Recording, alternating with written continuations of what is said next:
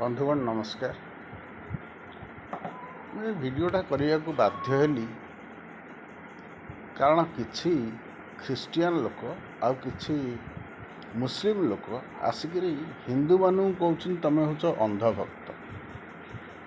ଆରେ ଆମେ କେମିତି ଅନ୍ଧଭକ୍ତ ହେଲୁ? ମୁଁ ତ ପିଲାଟି ଦିନରୁ ଭାବୁ ଯେତେ ଦିନ ହେଲାଣି ଈଶ୍ୱର ବିଶ୍ୱାସୀ ହେଲିଣି ସେତେଦିନ ମୁଁ ଜାଣୁଛି ଯେ ମୁସଲମାନ ମାନେ ହିଁ ହେଉଛନ୍ତି ପରମ ଅନ୍ଧଭକ୍ତ ଆଉ ଖ୍ରୀଷ୍ଟିଆନ ମାନେ ତାଙ୍କଠୁ ଆହୁରି ବଡ଼ ଅନ୍ଧଭକ୍ତ।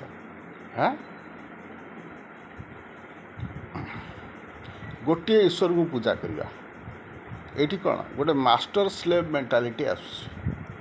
ଜଣେ ଉପରେ କିଏ ବସିଛି, ସିଏ ଆମକୁ ସବୁବେଳେ ଚଳାଉଛି ଆଉ ତାରି ଦ୍ୱାରା ସବୁ କାମ ହେଉଛି। ଆଉ ଅନ୍ୟ ସବୁ ଦେବାଦେବୀ ମିଛ। ଆଚ୍ଛା ଦେଖ, ତମେ ମାନୁଛ ଯେ God is omnipresent, that means you find God everywhere. ତମେ ଯୁଆଡ଼େ ଯିବ ସିଆଡ଼େ ଈଶ୍ୱରଙ୍କୁ ପାଇବ। ପ୍ରତିଟି ଆଟମ୍ ଭିତରେ ଈଶ୍ୱର ଅଛନ୍ତି। ସେ ସର୍ବବିଦ୍ୟମାନ, ଯାହାକୁ ପୂଜା କରିବ ସେ ଈଶ୍ୱର। ଏଇ ଈଶ୍ୱରଙ୍କର ତ କୌଣସି ଲିମିଟ୍ ନାହିଁ, neither any beginning nor any end. ଯାହାର ବିଗିନିଂ ନାହିଁ କି ଏଣ୍ଡ ନାହିଁ, ତାର ମିଡ଼ିଲ୍ ମଧ୍ୟ ନାହିଁ। So God is out of place, out of existence, out of time. ତେଣୁ ଦେଖ, ଆମେ ସମସ୍ତେ ଈଶ୍ୱରଙ୍କ ପାଖରୁ ଆସିଛେ। ଆମେ ସମସ୍ତେ ତାଙ୍କର ଗୋଟିଏ ଗୋଟିଏ ଜେରକ୍ସ କପି। ଆମେ ତାଙ୍କୁ ବୁଝିପାରୁନେ, ସେଇଥିଲାଗି ଆମେ କହୁଛେ ଈଶ୍ୱର ଅଲଗା, ମଣିଷ ଅଲଗା। ମଣିଷ କ'ଣ କେବେ ଈଶ୍ୱର ହେଇପାରିବ? ଆଚ୍ଛା, ତାହେଲେ ଗାଈ କାହିଁକି ଗୋଟେ ଗଧ ଛୁଆକୁ ଜନ୍ମ ଦେଉନି? ଗାଈ କାହିଁକି କୁକୁର ଜନ୍ମ କରୁନି?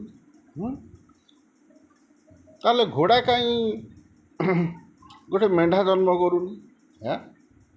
ଯଦି ଆମେ ଈଶ୍ୱରଙ୍କ ପାଖରୁ ଆସିଲେ, ଆମେ ହିଁ ଈଶ୍ୱର। ପ୍ରତ୍ୟେକ ଜଣେ ଜଣେ ଈଶ୍ୱର ଆମ ଭିତରେ। କୋଟି କୋଟି 33 କୋଟି ଦେବତା କହୁଛନ୍ତି। ମୁଁ ତ ଭାବୁଛି 33 କୋଟି ନୁହେଁ, କେତେ ଦେବତା ଅଛନ୍ତି ସେମାନଙ୍କୁ ଗଢ଼ିବା ଅସମ୍ଭବ ହୋଇପଡ଼ିବ। ସମୟ ସହିତ ଅନେକ ସନ୍ଥ ସାଧୁ ଆସିଛନ୍ତି ଯେଉଁମାନେ କି ହଜାର ହଜାର ବର୍ଷ ଧରି ତପସ୍ୟା କରୁଛନ୍ତି। ଆଉ ଏଇସବୁ ଜିନିଷ କେବଳ ଭାରତରୁ ହିଁ ସୃଷ୍ଟି ହେଇଛି। ଆଉ ଜଣେ ମୂର୍ଖ ଦେବେନ୍ଦ୍ର ସୁତାର କହିବା କଥା ଯେ ସବୁ ଜିନିଷ କାହିଁ ଏଠି ସୃଷ୍ଟି ହେଲା। ଏ ଗୋଟେ ନିହାତି ପିଲାଳିଆ ପ୍ରଶ୍ନ। This is a childish question. ମୁଁ ଏ କଥାଟା ପରେ ବୁଝେଇଦେବି। ଦେବେନ୍ଦ୍ର ବାବୁ ଆଉ ତା ଯେଉଁ ନିଶୁଆ ଦାଢ଼ିଆ ଜଣେ ଆସୁଛନ୍ତି ତାଙ୍କ ସାଙ୍ଗରେ, ତା ନାଁ କ'ଣ? ପ୍ରତାପ ରଥ। ଆଉ ଗୋଟେ ଆସୁଛି କ'ଣ? ଗଣେଶ। ଗୋଟିଏ ଗୋଟିଏ ମହାମୂର୍ଖ, ଗଣ୍ଡ ମୂର୍ଖ ଗୋଟିଏ। ତମେ ଏଇଆକୁ ନେଇକି ଏତେ ବାଡ଼େଇ କଚାଡ଼ି ହେଉଛ। ପୃଥିବୀ, when you imagine the limitless space, the world is nothing but a just sand particle, not even a sand particle, nothing. ୟାରି ଭିତରେ ତୁମେ ଏମିତି ଚିତ୍କାର ଛାଡ଼ୁଛ। ଏମାନେ ବାହାରୁ କିଛି ଫଣ୍ଡିଂ ପାଉଛନ୍ତି କି ହିନ୍ଦୁଇଜମକୁ ଯେଉଁମାନେ ଅପୋଜ୍ କରୁଛନ୍ତି ତାଙ୍କଠୁ କିଛି ଫାଇନାନ୍ସିଆଲ ଆସିଷ୍ଟାନ୍ସ ପାଉଛନ୍ତି ବୋଲି ମୋର ଦୃଢ଼ ଧାରଣା। ତେଣୁକରି ଦେଖନ୍ତୁ, ଯେଉଁଠିକି ଯିବ ସେଠି ଈଶ୍ୱର। ତେଣୁକରି ଯେତେ ଜୀବ ଆସୁଛନ୍ତି ସମସ୍ତେ ଈଶ୍ୱରଙ୍କଠୁ ଆସିଛନ୍ତି, ପୁଣି ସମସ୍ତେ ଈଶ୍ୱରଙ୍କ ପାଖକୁ ଫେରି ଯାଉଛନ୍ତି। ଈଶ୍ୱର କିଛି କରୁନାହାନ୍ତି। ଦେଖ, ଗୋଟିଏ ମଞ୍ଜି ପକାଇଦେଲେ ଅଟୋମେଟିକାଲି ସେ ସ୍ପ୍ରାଉଟ୍ କରେ, ତାପରେ ଛୋଟିଆ ଗଛଟେ ହୁଏ, ବଢ଼ି ବଢ଼ିକିରି ତ ବିରାଟ ବଡ଼ ଗଛ ଗୋଟେ ହେଇଯାଏ, ଫୁଲ ଧରେ, ଫଳ ଆସେ, ତାପରେ ସେ ଫଳ ସବୁ ପାଚିକିରି ତଳେ ପଡ଼ିଯାଏ। ଆଚ୍ଛା, ତା ମାନେ କ'ଣ ଗଛ କହୁଛି ତୁ ସବୁ ଏୟା କର ବୋଲିକି? ଫୁଲ ଆସ, ଫଳ ଆସ, ତାପରେ ପାଚିଯାଅ, ତାପରେ ପଡ଼ିଯାଅ, ଗଛ ଏହା କହୁଛି? ଈଶ୍ୱର ସେମିତି ଅଦୃଶ୍ୟ ହେଲେ ବି ଠିକ୍ ଗୋଟିଏ ମଞ୍ଜି ଭଳି ଜିନିଷ। ଈଶ୍ୱରଙ୍କ ପାଖରେ ଶକ୍ତି ଅଛି। ତମକୁ ଈଶ୍ୱରଙ୍କୁ ଡାକିଲି, କାହିଁ ଈଶ୍ୱର ଆସିଲେନି ମୋ ପାଖକୁ ମୋତେ ହେଲ୍ପ କରିବାକୁ? ଦେଖ, ଏଇ ଯେଉଁ କୋଟି କୋଟି ଦେବତା, କୋଟି କୋଟି ନୁହେଁ, there are billions, trillions and zillions of gods and goddesses everywhere in the world. And not this world. There are countless universes. You cannot count the number of worlds or number of planets, habitable planets like the Earth, existing in the limitless womb of space. Hmm. ହଁ କେତେ ପୃଥିବୀ ଅଛି, କେତେ ସୂର୍ଯ୍ୟ ଅଛି, ସେଗୁଡ଼ା ସବୁ ଆମେ ଗଣିପାରିବାନି। ଦେବତାଙ୍କ ସଂଖ୍ୟା ମଧ୍ୟ ସେଇଭଳି ଅନଲିମିଟେଡ଼। ଗୋଟେ ଅରିଜିନାଲ୍ କପିରୁ ଆମେ ପ୍ରିଣ୍ଟ ଯଦି ଜେରକ୍ସ କରିବା, କୋଟି କୋଟି କୋଟି କୋଟି ଜେରକ୍ସ ବାହାରିବ, ତାହାରୁ ଏତେ ବାହାରିବ ଯେ ତୁମେ ତାକୁ ଗଣନା କରିପାରିବନି। ପୁଣି ସବୁଯାକ ଫେରେ ଚାଲିଗଲେ ଅରିଜିନାଲ୍ କପି ଭିତରେ ରହିଗଲେ। One to many and many to one, this is the principle of creation. Creation ଜିନିଷଟା ହେଉଛି ଭୁଲ। ଜେସସ୍ ଆସିଲେ, ଜେସସ୍ ଖ୍ରୀଷ୍ଟିଆନିଟିରେ କୁହାହେଇଛି ଈଶ୍ୱର ଆସିକି ମାଟି ପୁତଳା ଭିତରକୁ ଫୁଙ୍କିଦେଲେ, ସେଇଠୁ ଆଦାମ ଇଭଙ୍କର ଜନ୍ମ ହେଲା। ଏଇଟା ଭୁଲ କଥା। ଦେଖ, ଆଦାମ ଯେଉଁ ଶବ୍ଦ, ଆଦାମ ଶବ୍ଦ ସେଇଟା ସାଂସ୍କ୍ରିଟରୁ ଆସିଛି। ଆଦ୍ୟ ଅର୍ଥ ପ୍ରଥମ, ସାଂସ୍କ୍ରିଟ ୱାର୍ଡ଼। ଆଦିମ ହେଉଛି ସବୁଠୁ ପୁରାତନ ଯେଉଁଟା, ଆଦିମ ଆଉ ଆଦ୍ୟ, ଏଇ ଦୁଇଟା ୱାର୍ଡ଼ରୁ ଆସିଛି ଆଦାମ। ତାପରେ ଆଉ ଗୋଟେ ଦେଖ, ଆଉ ଗୋଟେ ୱାର୍ଡ଼ ଅଛି ଜନ୍, ତାକୁ ଖ୍ରୀଷ୍ଟିଆନ ମାନେ ଜୋହନ ବୋଲି ଲେଖୁଛନ୍ତି। ଜୋହନ, ଜୋହନ ଶବ୍ଦଟି ଜନରୁ ଆସିଛି। ଜନ ଆମେ ସଂସ୍କୃତରେ କହିଲେ, ଜନ କହିଲେ କ'ଣ ବୁଝାଉଛି? ଜନ କହିଲେ ଲୋକଙ୍କୁ ବୁଝାଉଛି।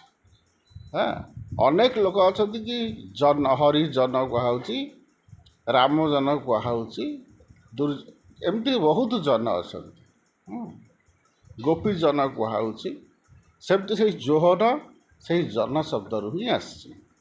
ସେମିତି ଜେ, ଇଂରାଜୀରେ ଯେଉଁ ୟୁଜ୍ କରୁଛେ ଜେ, ଜୋ, ଏ ଶବ୍ଦ ଜୟ ଶବ୍ଦରୁ ଆସିଛି। ପାଟର ମାଟର, ଲାଟିନରେ ସାଂସ୍କ୍ରିଟରେ ପିତୃମାତୃକୁ ପାଟର ମାଟର କୁହାହେଉଛି। ଆମେ କହୁଛେ ନାମ, ସେମାନେ ଇଂଲିଶରେ କହୁଛନ୍ତି ନେମ୍। ସାଂସ୍କ୍ରିଟରୁ ଆସିଛି ନେମ୍ ଜିନିଷଟା। ଆମେ କହୁଛେ ଦେବ, ଦେବା, ସେମାନେ କହୁଛନ୍ତି ଡେଭ୍, ଡାଭିଡ୍। ଆବ୍ରାହମ, ଇବ୍ରାହିମ, ଦୁଇଟା ଯାକ ୱାର୍ଡ଼ ବ୍ରହ୍ମା ଶବ୍ଦରୁ ଆସିଛି। ତୁମେ ଦେଖିଥିବ ବହୁତ ମୁସଲିମ ଲୋକ ଷ୍ଟେସନକୁ କହିବେ ଷ୍ଟେସନ, ସ୍କୁଲକୁ କହିବେ ସ୍କୁଲ। ତେଣୁକରି ଏଇ ଯେଉଁ ଆବ୍ରାହମ ଆଉ ଇବ୍ରାହିମ ଉଭୟ ଆସିଛନ୍ତି ହିନ୍ଦୁ ଧର୍ମର ସାଂସ୍କ୍ରିଟ ଲାଙ୍ଗୁଏଜରୁ ଆସିଛନ୍ତି। ଯେମିତି ପୃଥିବୀରେ ବିଭିନ୍ନ ଡିପାର୍ଟମେଣ୍ଟ ଅଛି ବିଭିନ୍ନ କାମ ପାଇଁ, ଈଶ୍ୱର ମଧ୍ୟ ସେମିତି ଈଶ୍ୱରଙ୍କର ଅନେକ ରୂପ ଅଛି। କିଛି ଅଛନ୍ତି, କିଛି ଜଣ ଗୁରୁ ଅଛନ୍ତି, କିଛି ଲୋକ ଦେବାଦେବୀ ଅଛନ୍ତି ଯେଉଁମାନେ କି ଏଇ ପୃଥିବୀକୁ ଚଳାଉଛନ୍ତି, ଇଏ କରୁଛନ୍ତି। ଆଉ ତମେ ରିକ୍ୱେଷ୍ଟ କରିବ ଆସିକି ମୋତେ ହେଲ୍ପ କର। ଆଉ କିଛି ମୂର୍ଖ କହୁଛି ଯେ ହିନ୍ଦୁ ଧର୍ମରୁ କାହିଁ ସବୁ ଅବତାର କାହିଁ ଇଣ୍ଡିଆରେ ହେଲା, ଆଉ କାହିଁ କେଉଁଠି ବାହାରେ ହେଲାନି? ଇଏ ହେଲା ଦେବେନ୍ଦ୍ର ସୂତାରର ଯୁକ୍ତି। ନବମ ଦଶମ ଶ୍ରେଣୀ ପଢ଼ିଲା ବେଳେ ମୋର ଏଭଳିଆ ମନକୁ ଆସୁଥିଲା। ଦେଖ, ପ୍ରତି ଜିନିଷର ଉତ୍ପତ୍ତି ସ୍ଥଳ ଥାଏ। ଭାରତ ହେଉଛି ଧର୍ମର ଉତ୍ପତ୍ତି ସ୍ଥଳ, ସ୍ପିରିଚୁଆଲିଟିର ଉତ୍ପତ୍ତି ସ୍ଥଳ। ଛୋଟିଆ ଆମ୍ବ ଟାକୁଆଟି ଯେତେବେଳେ ବିରାଟ ବଡ଼ ଆମ୍ବ ଗଛ ହୋଇଯାଏ, କେବେ କ'ଣ ଆମେ ଭାବୁ ଆମ୍ବ ଟାକୁଆଟେ ଥିଲା କି ଏତିକି ଛୋଟିଆଟେ ଗଛଟି ଥିଲା?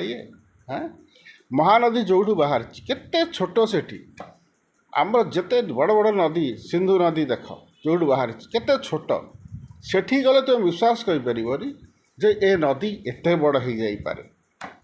ଏଇଠୁ ଭାରତରୁ ବାହାରିକରି ଚାରିଆଡ଼କୁ ଧର୍ମ ବ୍ୟାପି ଯାଇଛି, ସାରା ବିଶ୍ୱ ସବୁଆଡ଼େ ବ୍ୟାପିଛି। ଯେଉଁ ଈଶା ମସି କହୁଛ, ଈଶା କ'ଣ? ଈଶ ହେଉଛି ଈଶ୍ୱର। ଆଉ ଯେଉଁ ନମାଜ କୁହାହେଉଛି, ନମ ହେଉଛି ଆଇ ବାଓ, ମୁଁ ନମସ୍କାର କରୁଛି, ମୁଁ ପ୍ରଣାମ କରୁଛି। ଅଜ ହେଉଛି ଯାହାର ଜନ୍ମ ନାହିଁ। ନମାଜ, ନମ ଅଜରୁ ନମାଜ ଆସିଛି। ଏମିତି ଆଲୋଚନା କଲେ ବହୁତ କଥା ଖୋଲିଯିବ। ତେଣୁକରି ଖ୍ରୀଷ୍ଟିଆନ ମାନେ ହିଁ ଅନ୍ଧଭକ୍ତ, ଆଉ ମୁସଲମାନ ମାନେ ହିଁ କଟ୍ଟର ଅନ୍ଧଭକ୍ତ। କେବଳ ଜ୍ଞାନର ଅଧିକାରୀ ହେଉଛନ୍ତି ଯେଉଁମାନେ ବେଦକୁ ବୁଝିଛନ୍ତି, ଉପନିଷଦକୁ ବୁଝିଛନ୍ତି, ସେଇମାନେ ହିଁ ଜ୍ଞାନର ଅଧିକାରୀ। ବେଦ ଉପନିଷଦକୁ ପଢ଼ିକିରି କେହି ବୁଝିପାରିବନି। ସେଲ୍ଫ ରିଅଲାଇଜେସନ୍ ନହେଲେ ସେଗୁଡ଼ିକ ହେବନି। ଆତ୍ମଦର୍ଶନ ପାଇଁ ସେସବୁ ଜାଣିବା ଦରକାର। ସାଇବାବା ଜଣେ ସୁଫି ସନ୍ଥ ଥିଲେ, କିନ୍ତୁ ସେ ବେଦ ଉପନିଷଦରେ ଯାହା ଲେଖା ହେଇଛି ସେୟା କହିଛନ୍ତି।